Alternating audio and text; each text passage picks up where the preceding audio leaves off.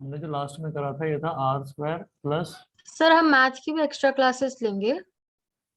मैं बता दूंगा आपको।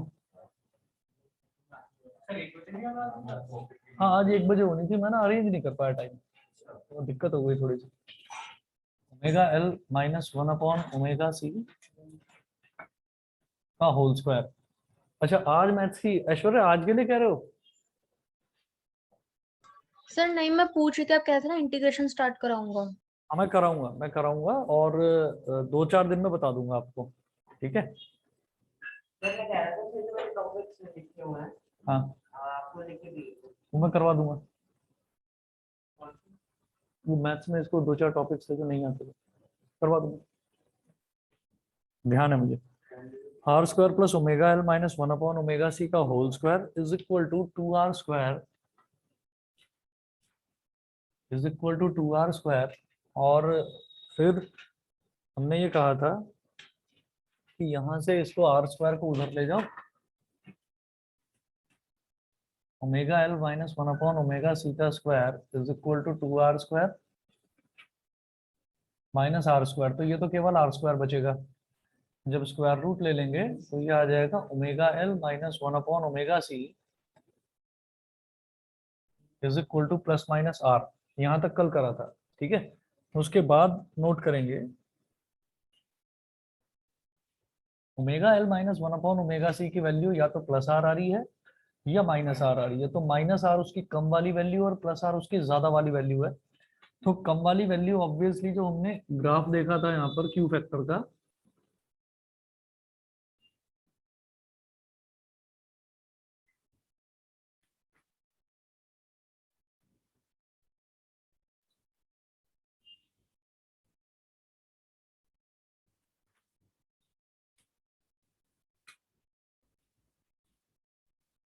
कम वाली वैल्यू जो आ रही है वो यहाँ पर आ जाएगी ओमेगा वन के कोरस्पॉन्डिंगली, और जो ज्यादा वाली वैल्यू है वो यहाँ आ जाएगी ओमेगा टू के कोरस्पॉन्डिंगली,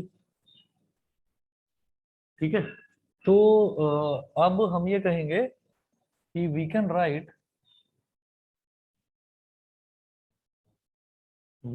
जो कम वाली वैल्यू है माइनस आर वो ओमेगा वन के कोरस्पॉन्डिंगली आएगी। तो मैंने यहाँ पर ओमेगा की जगह ओमेगा वन लिख देना है और यहाँ पर भी ओमेगा वन, तो omega one L minus one upon omega one C, omega one L minus one upon omega one C is equal to minus R, equation number 1। इसी तरीके से जो ज्यादा वाली वैल्यू प्लस आर वो ओमेगा टू के correspondingly आएगी, omega two L minus one upon omega two C is equal to plus का आर, इक्वेशन नंबर 2। अब क्या करिए दोनों इक्वेशंस को ऐड कर दीजिए, add 1 and 2,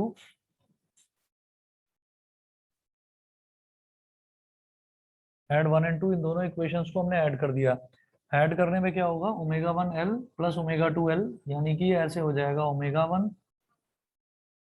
plus omega two into L, omega one plus omega two into L.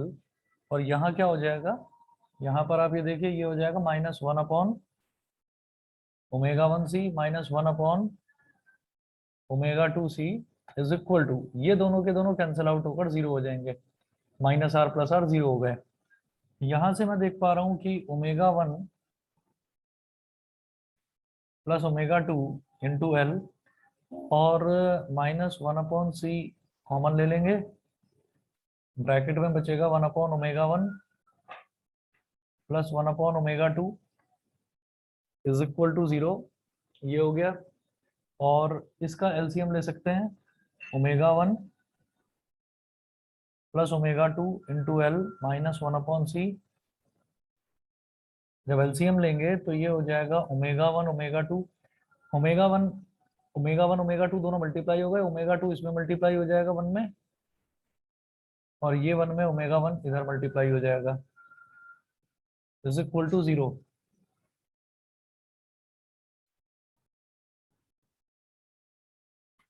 फिर क्या कीजिएगा, जैसे एलसीएम लिया है तो न्यूमरेटर में लिखना omega one plus omega two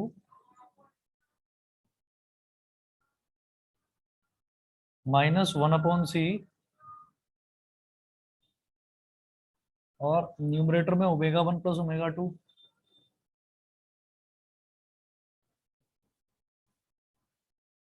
upon omega 1 omega 2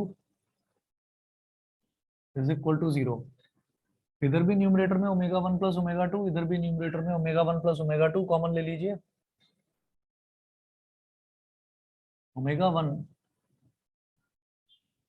plus omega 2 common ले लिया, यहाँ बचा L minus 1 upon C omega 1 omega 2, ये बचा केवल, is equal to 0, is equal to 0।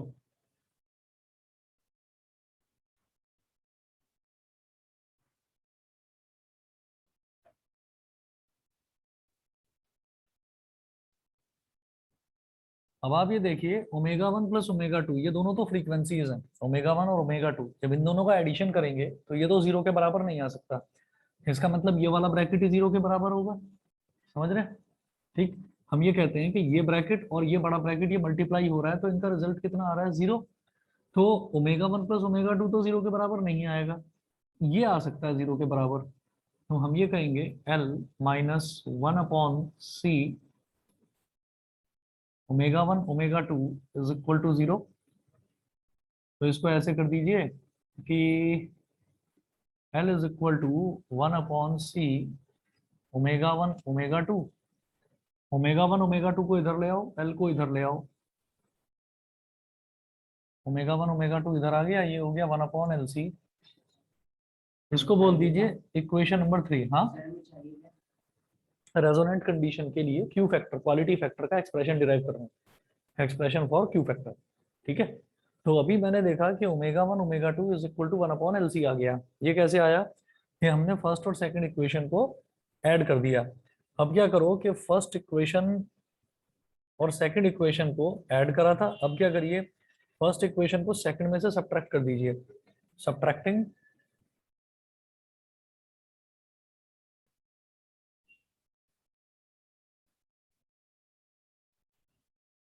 equation 1 from subtracting equation 1 from equation 2। Equation 1 को इक्वेशन 2 में से सब्ट्रैक्ट कर दो, तो ये क्या हो जाएगा? Omega 2L minus omega 1L। Omega 2L minus omega 1L, पहला एक्सप्रेशन तो ये हुआ। फिर देखिए माइनस 1 अपॉन ओमेगा 2C और minus minus plus 1 upon omega 1C। तो माइनस 1 अपॉन ओमेगा 2C और प्लस 1 अपॉन ओमेगा 1C, ये हो गया। और R माइनस माइनस R, तो राइट हैंड साइड में आ गया R प्लस R। ठीक है, अब यहां से मैं L कॉमन निकाल सकता हूं, ये हो जाएगा omega 2 minus omega 1 into L।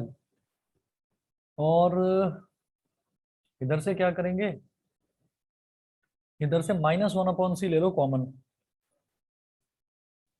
ठीक है, एक काम करिए प्लस का 1 अपॉन सी ले, वो ज्यादा सही रहेगा, बताता हूँ क्यों।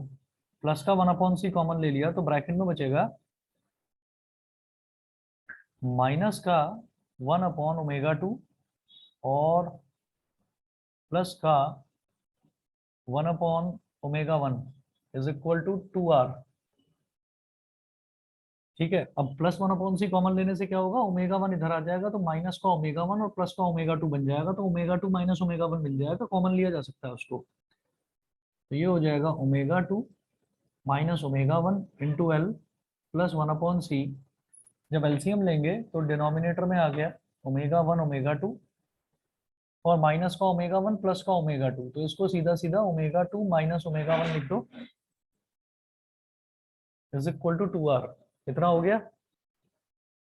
अब देखिएगा,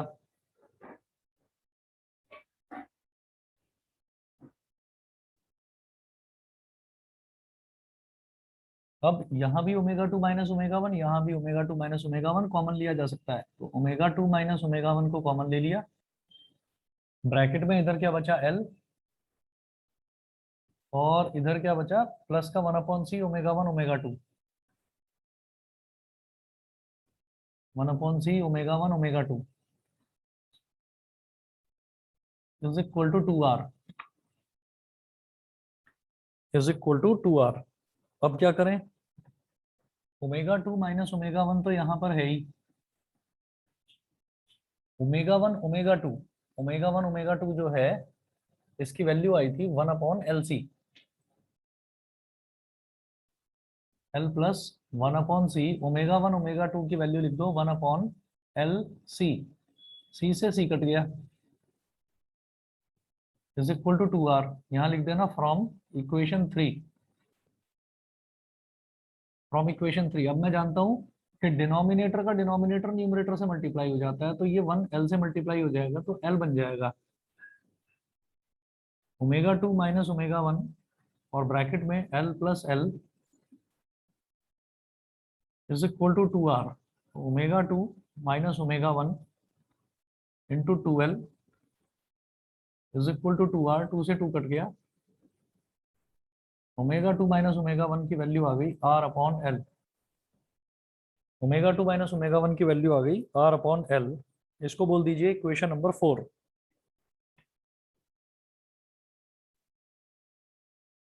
इक्वेशन नंबर 4। फिर हमें मालूम है कि क्वालिटी फैक्टर का जो हमने डेफिनेशन देखी थी वो थी omega R upon 2 delta omega. तो नोट करें, since quality factor is equal to omega are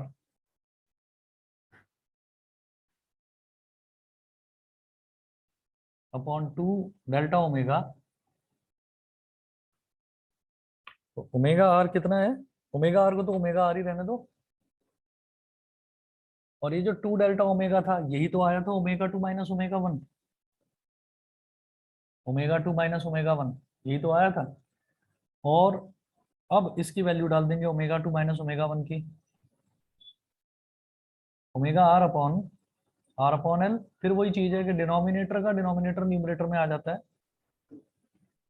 तो Q is equal to omega R L upon capital R. एक तो ये क्वालिटी फैक्टर का, एक तो ये फॉर्मूला हो गया। ठीक है, इसको बोल दीजिए आप इक्वेशन नंबर 5।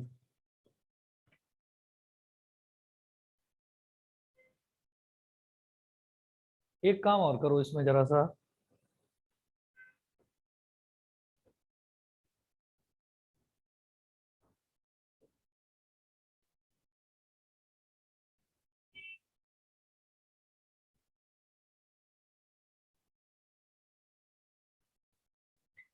अब इसमें आप ये कहेंगे कि Q is equal to omega R L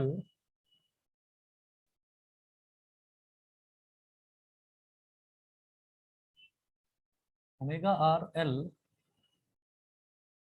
यहाँ मल्टीप्लाई कर दें न्यूमरेटर में I R M S,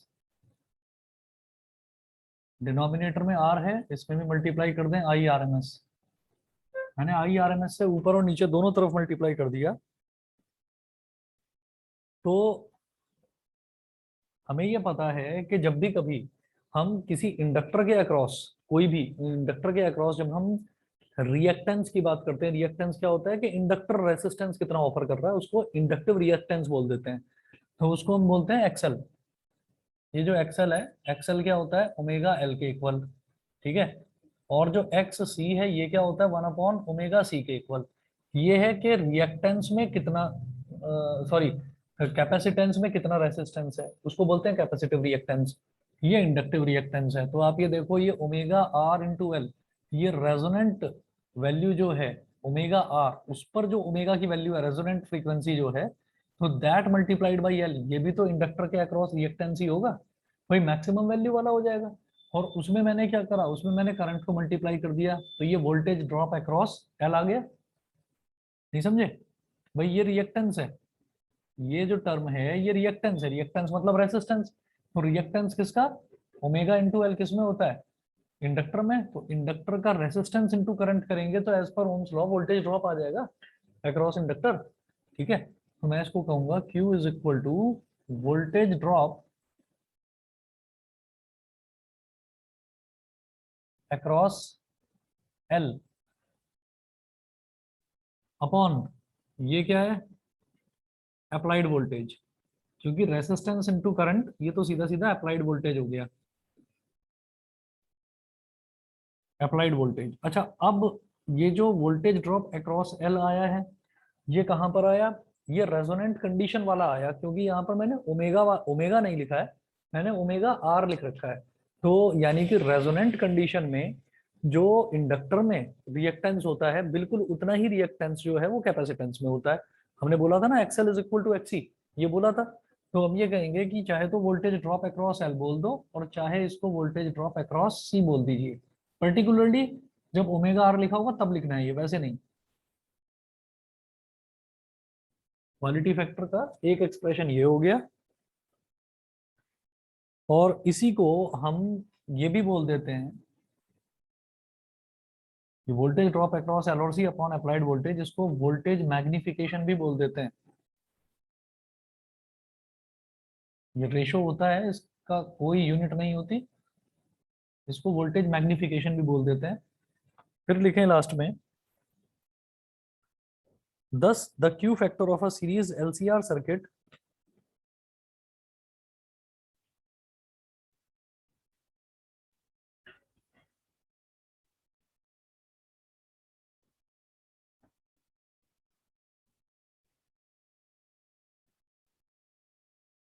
of a series LCR circuit,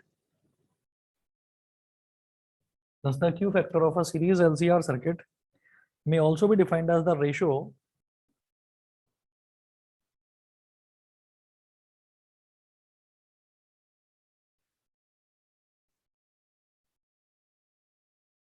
may also be defined as the ratio of the may also be defined as the ratio of the voltage drop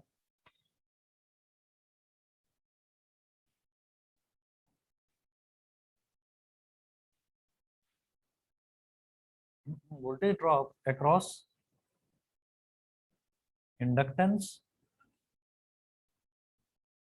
or capacitance at resonance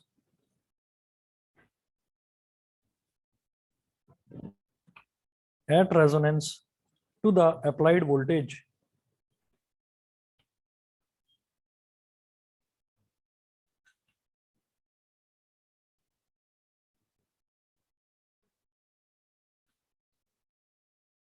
to the applied voltage. ठीक है, यहाँ आपका Q factor खत्म होता है। ठीक है, इसके बाद देख लेते हैं इसके कुछ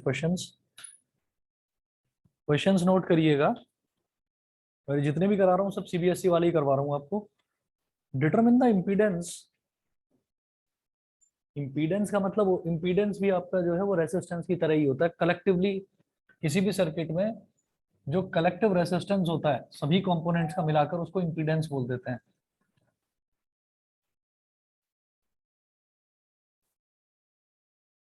अरे ये क्यू फैक्टर वाला सभी को क्लियर है ना? ऑनलाइन वाले बच्चे भी बता दें। Yes sir. Yes sir. ये हर्ष, सचिका, कनिष्का, ईशान, एकांश, दृष्टि, अभिनव, क्लियर है? Yes sir. Yes sir. ठीक है,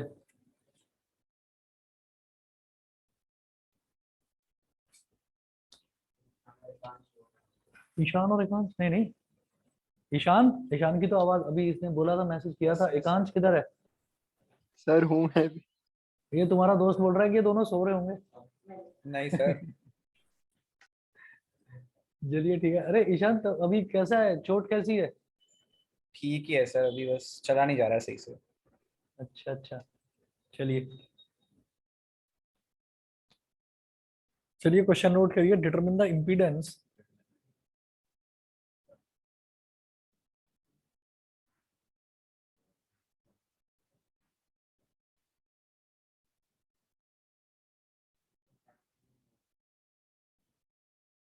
determine the impedance of a series LCR circuit of a series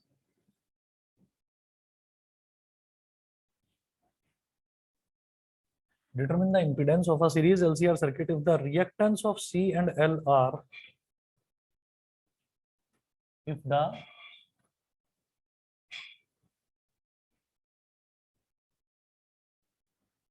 reactance of C and L, if the reactance of C and L are 250 ohm and 220 ohm respectively, are 250 ohm and 220 ohm respectively,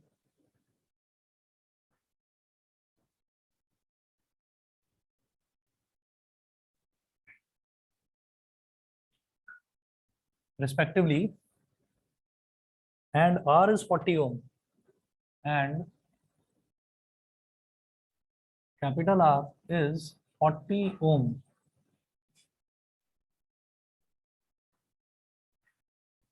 वो पूछ रहे हैं determine the impedance of a series LCR circuit. Series LCR circuit का मतलब क्या हो गया कि उसमें एल भी है, सी भी है और आर भी है। तो सीरीज एलसीआर सर्किट का जो हमने इंपीडेंस देखा था, इंपीडेंस किस तरह से निकाला जाता है, ये होता है Z is equal to under root R square plus XL minus XC का होल स्क्वायर। कई बार दिमाग में ये सवाल आता है कि एक्सएल और एक्सी में हो सकता है एक्सी बड़ा हो और एक्सएल छोटा हो, तो भी कोई प्रॉब्लम नहीं है, क्योंकि स्क्वायर निकाल रहे हैं, नेगेटिव वैल्यू आएगी तो भी उसका स्क्वायर तो पॉजिटिव ही आ जाएगा। ठीक है, तो impedance if the reactance of C, यानी कि एक्सी दे रखा है 250 और एक्सएल दे रखा है 220। हाँ, कितना 50 ओम आ रहा है,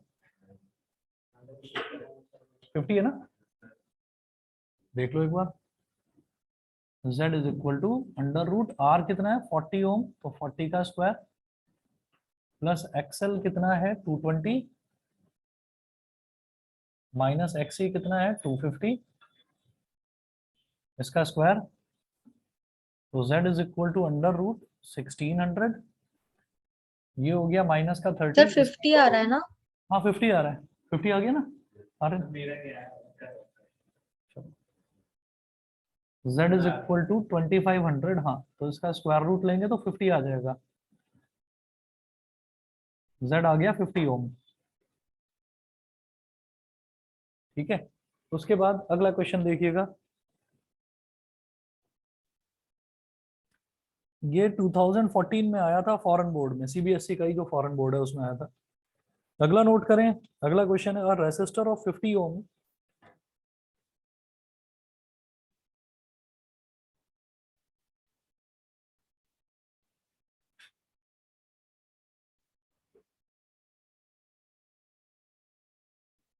ohm, comma, an inductor of 20 upon pi Henry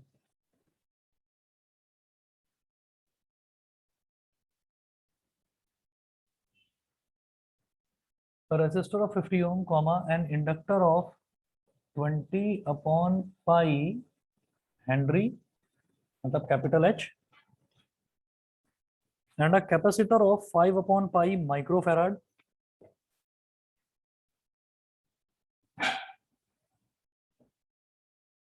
and a capacitor of 5 upon pi microfarad,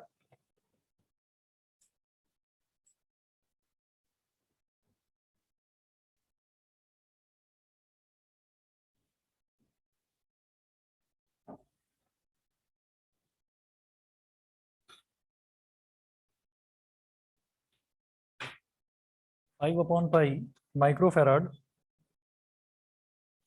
are connected in series to a voltage source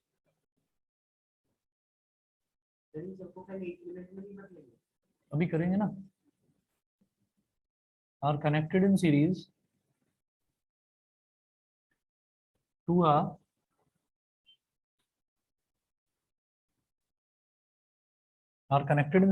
voltage source, connected in series to a voltage source 230 volt, 50 hertz, 230 volt, 50 hertz.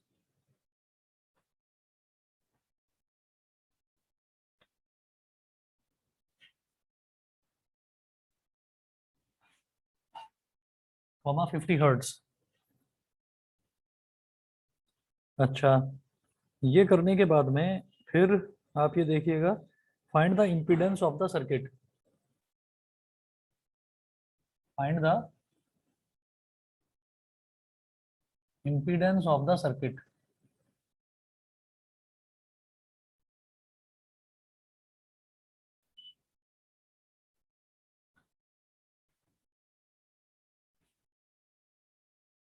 Find the impedance of the circuit. A resistor of 50 ohm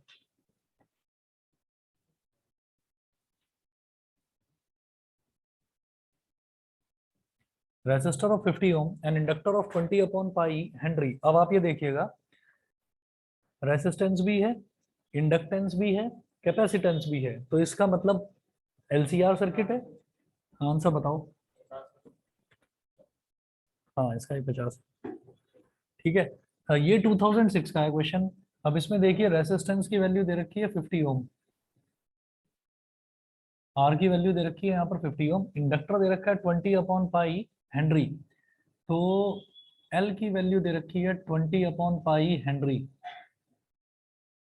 ठीक है, तो मैं inductive reactance निकालूंगा, XL क्या होता है omega L, और omega की वैल्यू क्या होती है 2 पाई एफ एल, 2 पाई और फ्रीक्वेंसी कितनी दे रखी है 50 hertz, 2 pi into 50 multiplied by 20 upon pi Henry. वो कोई दिक्कत ही नहीं क्योंकि हेनरी ही इसकी स्टैंडर्ड यूनिट होती है, तो पाई से पाई कट गया 20। अच्छा 20 50 ये हो गया 1000, 2 5 10, 10 के आगे 2 0, 1000 1000 2000 हो गया, 2000 ओम हो गया ये तो एक्सएल। इसी तरीके से हम ये बोलते हैं जो सी है वो दे रखा है 5 upon pi micro farad, 5 upon 5 5 upon pi micro farad, तो इसको मैं कह सकता हूँ 5 अपॉन पाई मल्टीप्लाई बाई 10 की पावर -6 फेराड, ये हो गया। अब इसी तरह से हम एक्सी निकालेंगे, तो एक्सी हो जाएगा 1 अपॉन ओमेगा सी, यानी कि 1 अपॉन 2 पाई एफ सी, तो 1 upon 2 pi multiplied by 50 multiplied by 5 upon pi into 10 की पावर -6, पाई से पाई कट गया,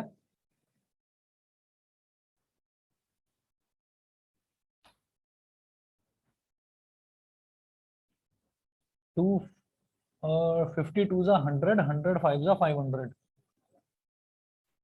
और 10 की पावर -6 ऊपर चला जाएगा।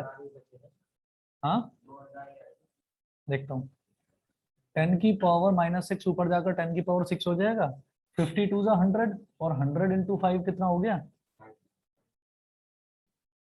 500, तो एक्सी क्या हो जाएगा 1 2 3 4 5 6 अपॉन 500, तो 2 0 से 2 0 कट गए, और 5 2 जा 10 और 1 2 3 1 2 3,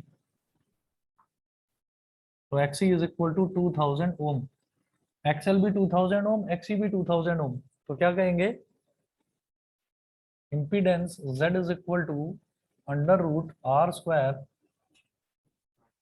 एक्सएल माइनस एक्सी का होल स्क्वायर। इसका मतलब ये जो कंडीशन है ये रेजोनेंट कंडीशन दे रखी है, रेजोनेंट कंडीशन में ही हमारा एक्सएल और एक्सी दोनों इक्वल आते हैं, तो आर हाँ बात है, वैल्यू डालिए, आर कितना है 50,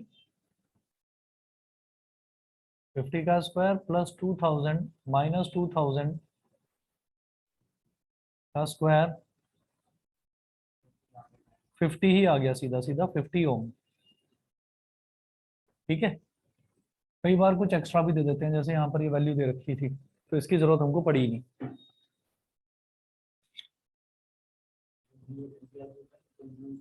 ऐसे ही है। एक क्वेश्चन और है लेकिन सीबीएसई का, थोड़ा पुराना है, थोड़ा क्या ज्यादा ही पुराना है, 94 का है, देख लेते हैं इसको भी, लेकिन दे रखा है नई एडिशन में, यानी कि सिलेबस से रिलेटेड है।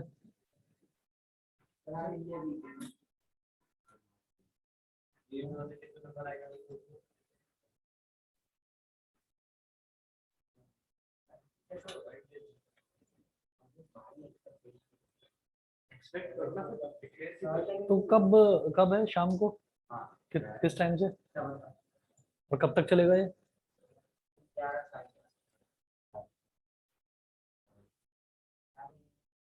ये फीलिंग्स को एनकैश करने वाली बात है, बस फीलिंग्स को एनकैश करने वाली बात है। फीलिंग्स है, पाकिस्तान के लिए हमारी अच्छी फीलिंग्स नहीं है, बस बस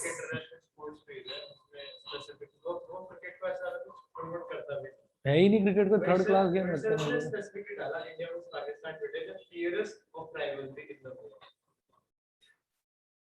0.3 henry inductor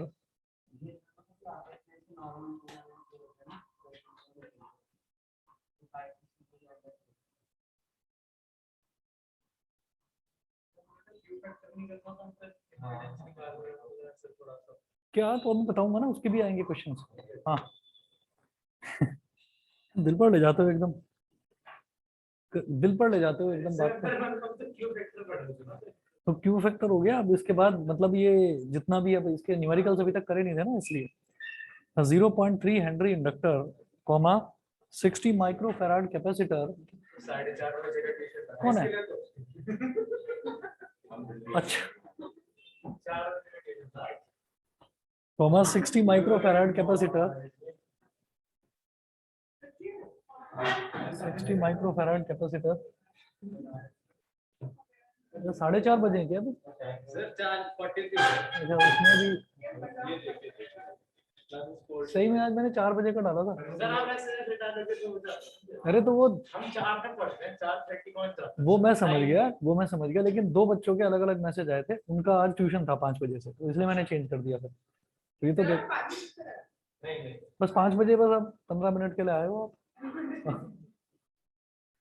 0.3 henry inductor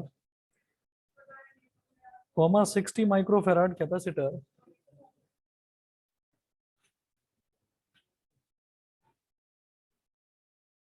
$60 microfarad capacitor and a 50 ohm resistor are connected in series.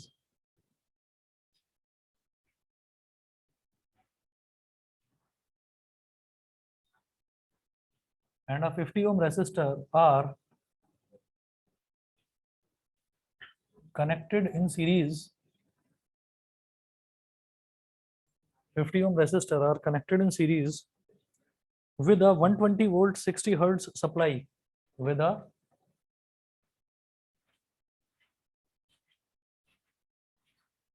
120 volt, 60 hertz supply.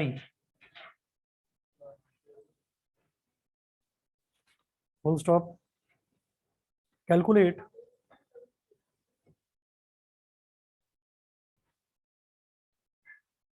Calculate. First impedance of the circuit.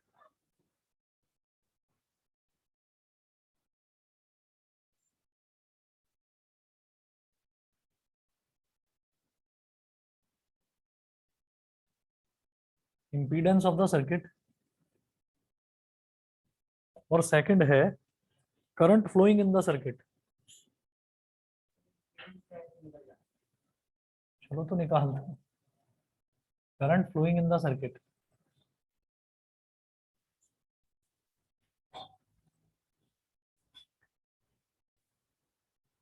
Zero 0.3 henry inductor दे रखा है,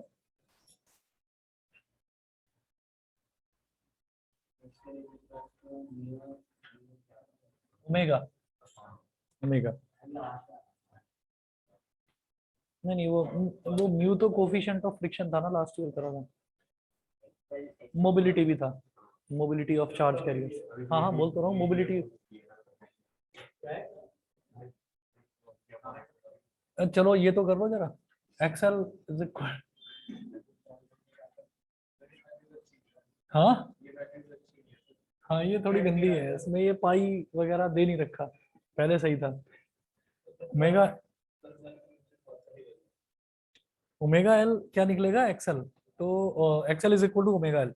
तो ये 0.3 हेनरी है और ओमेगा कितना है, 2 पाई एफ। यही तो गड़बड़ है, देख तो लो इधर, फ्रीक्वेंसी भी 60 दे रखी है। अच्छा 120, ओके ओके, मल्टीप्लाइड बाई 0.3, तो 2 इंटू 3.14 बोलिए इसको, क्योंकि डिवाइड तो हो नहीं रहा वैसे भी किसी से, 22/7, और ये 60 है और ये 0.3 है, पॉइंट गया तो नीचे 10 आ गया, एक जीरो से एक जीरो कट गया।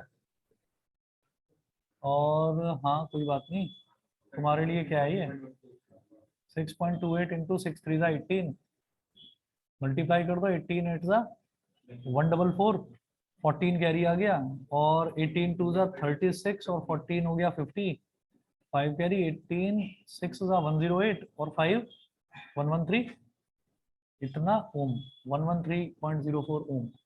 ठीक है, उसके बाद देखिए एक बार देखो, सही है, हाँ ठीक है। उसके बाद XC निकालेंगे, तो XC is equal to 1 upon omega C, 1 upon omega C, तो 1 upon 2 pi f C, 1 upon 2 into, देख लेते हैं कि फ्रीक्वेंसी तो 60 है, कैपेसिटर कितना दे रखा है, कैपेसिटेंस 60 माइक्रोफैराड, तो इसका मतलब 3.14 ही लेना पड़ेगा, 22 अपॉन 7 लेने का कोई फायदा नहीं है।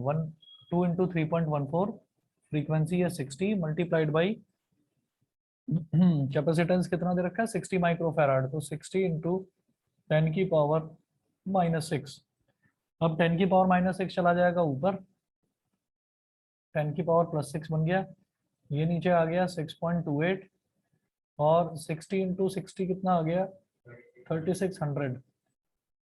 ठीक है, तो 10 की पावर 6 का मतलब 6 zeros 1 2 3 4 5 6 अपॉन 6.28, हाँ 2 जीरो से 2 जीरो कैंसिल आउट हो गए। चलो जी करो फिर इसको मल्टीप्लाई, डिवाइड भी करेंगे।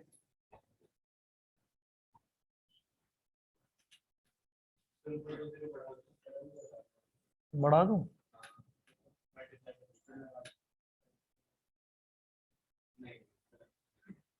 ज्यादा बढ़ाओ, ठीक है ना। आंसर क्या आ रहा है इसका, सीधा आंसर लिखने में फायदा नजर आ रहा है मुझे।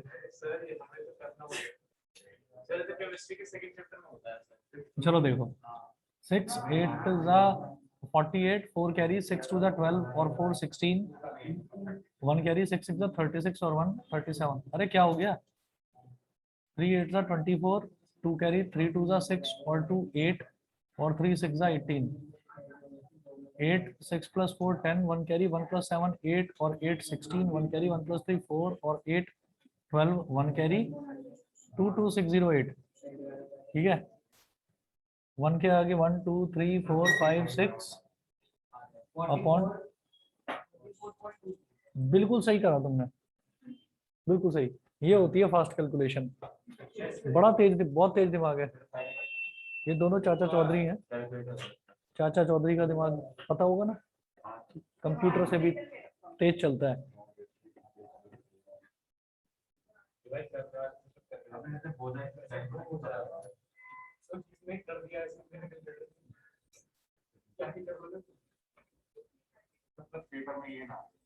चलिए जी, मैं सीधा सीधा लिख रहा हूँ 44.23,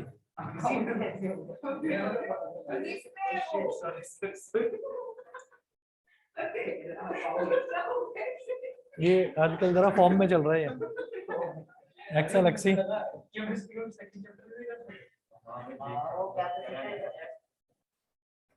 R51, अरे बस आराम से आराम से,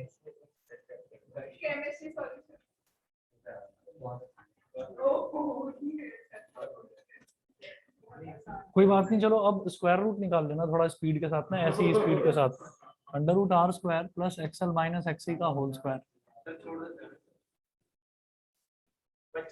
कर लोगे, है ना, कर ही लोगे तुम, स्पीड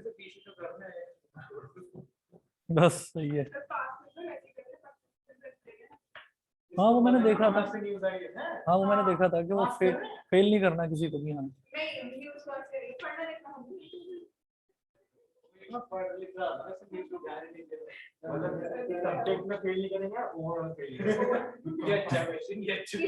शायद सब्जेक्ट नहीं, सब्जेक्ट का है ये, मैंने पता नहीं कहाँ पर पढ़ा था, नहीं मैंने न्यूज़पेपर में पढ़ा है जहाँ तक मेरे को ध्यान है, उसमें देखा था। तुम्हें तो पता होगा पक्का, सही बात है, लेकिन तुम्हें भी पता था कि 4 बजे का ट्यूशन है, तुमने बताया नहीं, और आते ही सबसे पहले इसने बोला कि 4:30 का समझ के आइए, इसका मतलब इसे पता था, इसका मतलब पता था। आते ही सबसे पहले सबसे पहले दिमाग में इसके आया और हंसना शुरू कर दिया, इसका मतलब पहले से ही सोच रहा था ये। चलिए जी अगला देखते हैं क्वेश्चन। रेसिस्टर, ये वाला देखिएगा। A resistor of resistance 400 ohm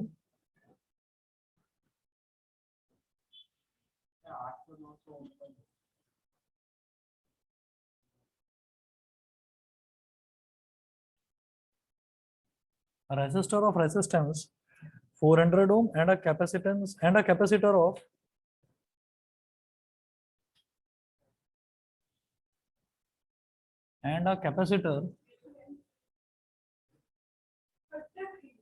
of reactance 200 ohm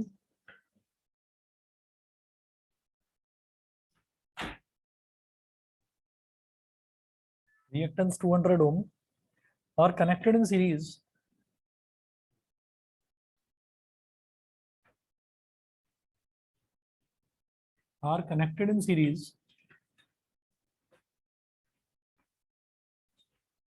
to a 220 volt 50 hertz to a 220 volt 50 hertz 220 volt 50 hertz AC source.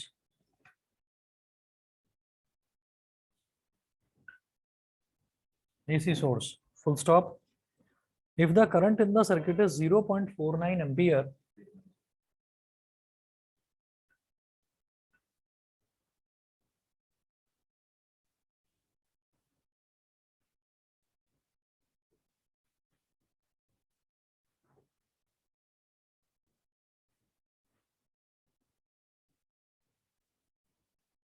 if the current in the circuit is 0.49 ampere, find the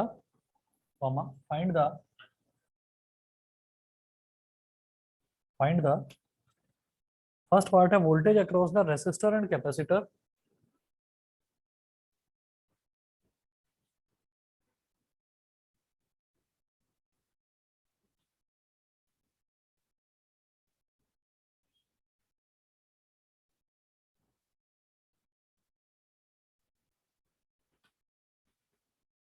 Voltage across the resistor and capacitor.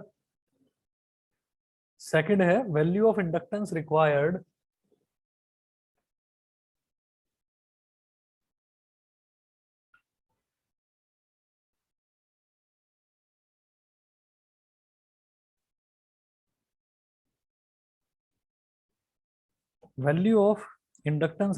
so that voltage and current are in phase, so that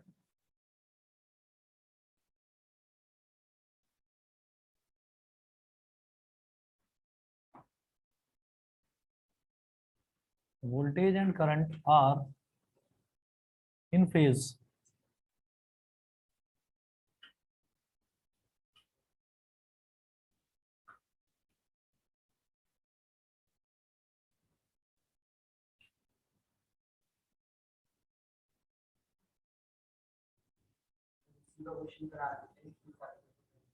Q factor में भी क्या करना है, value डालकर ही निकालना है, कर लेंगे उसे भी।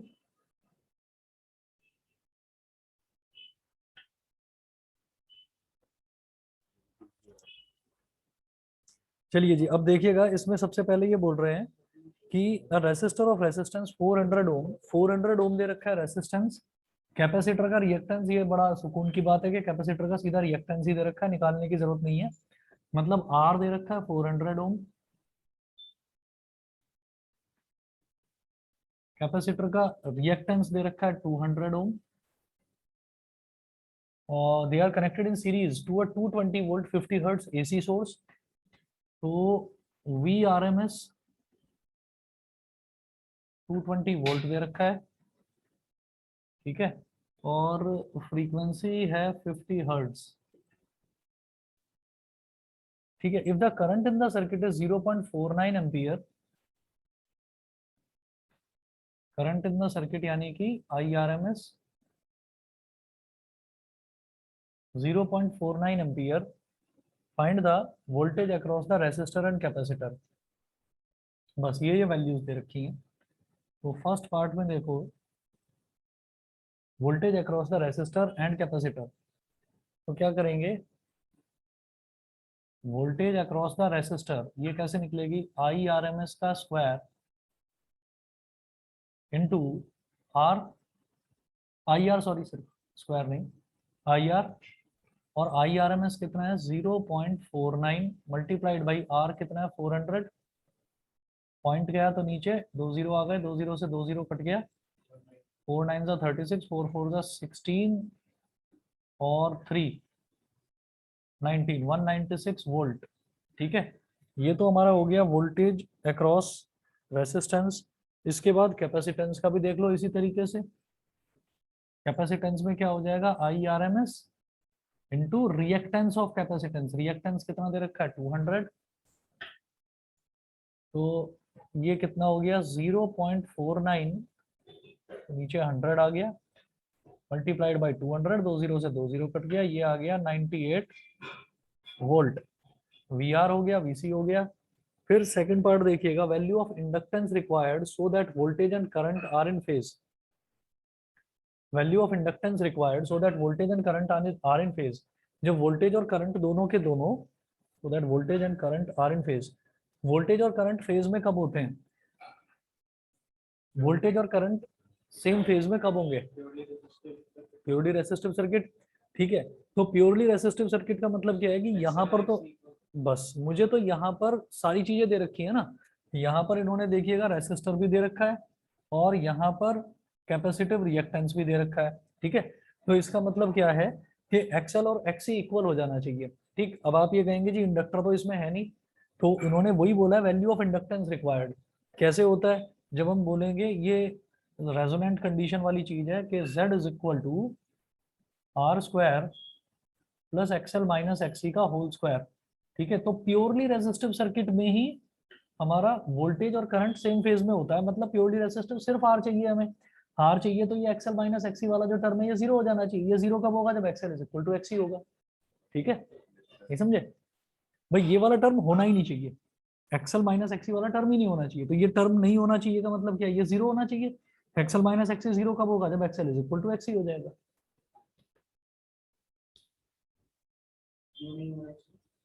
क्योंकि प्योरली रेसिस्टिव सर्किट में ही करंट और रेसिस्टेंस सेम फेज में होते हैं, करंट और ईएमएफ। प्योरली रेसिस्टिव सर्किट में करंट और ईएमएफ सेम फेज में होते हैं, वही पूछ रहे हैं ना। Value of inductance required so that voltage and current are in phase. तो हम ये कहेंगे फॉर आई एंड वी या I and E to be in phase with each other,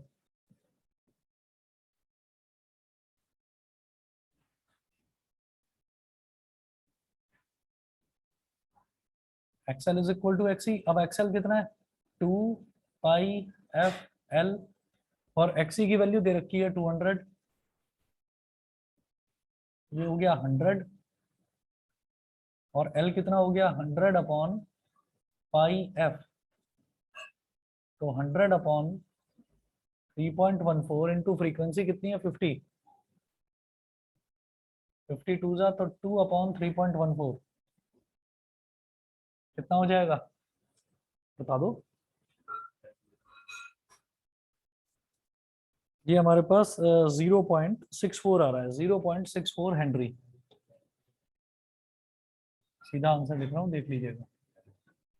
ठीक है, चलिए जी फिर आज इतना ही करते हैं। और हाँ, और कल जो है, कल रात को 9 बजे आपकी क्लास लूंगा, उसमें मैं इलेक्ट्रोमैग्नेटिक वेव्स स्टार्ट करवाऊंगा। ठीक है, और हम ज़्यादा से ज़्यादा, मैंने आपको बताया था, ज़्यादा से ज़्यादा 12 या 15 तारीख तक ही एक्स्ट्रा क्लासेस लेंगे। ठीक है, और बाकी जो मेन आपका है, जो मेन जो टाइमिंग है, जो मंडे वेडनेसडे फ्राइडे है, नहीं ट्यूसडे थर्सडे सैटरडे वाला जो टाइम है, तो उसमें हम हमारे यही एमसीक्यू करते रहेंगे टर्म 1 का। तो टर्म 2 का वहाँ करेंगे, 1 या 1.5 चैप्टर शायद हो जाए तब तक। ठीक है, मैथ्स का भी मैं देखूंगा, 2-3 दिन में बताऊंगा। और हाँ, मैं वही सोच रहा हूँ, मैं 2-3 दिन में देखता हूँ कि टाइम क्या एडजस्ट कर सकता हूँ। ठीक है, चलिए जी, okay. Thank you sir. Okay